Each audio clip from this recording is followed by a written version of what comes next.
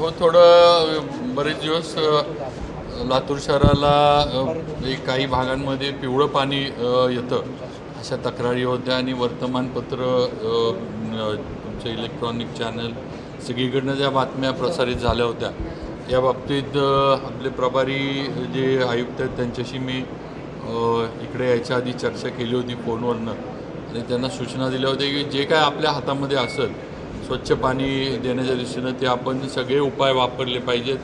आज थोडीफार त्या म्हणजे सगळ्याची पाणी आपला जो ट्रीटमेंट प्लांट आहे त्याची पाणी आम्ही सगळ्यांनी केली, कलेक्टर मॅडम वगैरे सगळे जिथं आहेत, इरिगेशनचे सगळे अधिकारी आहेत। थोडंफार धरणातनं पण येताना पाणी आता उन्हाळा वाढल्यामुळं तिथंसुद्धा जरा पाणी जे आहे ते खराब येतं, कधी कधी जास्त गढूळ येतं।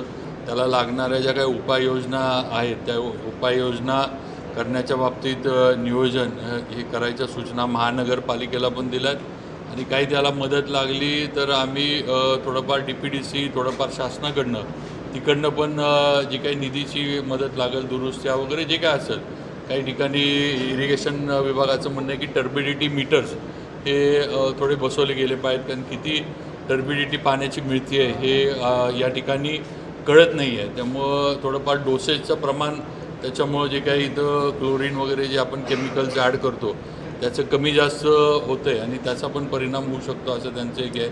आम्ही थोडं जीवन प्राधिकरणाच्या पण लोकांना याच्यामध्ये थोडं येऊन बघून आणि काही तांत्रिक लोक आता निरीनं पण याच्याबद्दल अहवाल एक दिला आहे किंवा काय करावं, अजून पण कोण याच्यातले असतील त्यांचे थोडे टेक्निकल आम्ही अहवाल जे आहे ते घेतो आहे।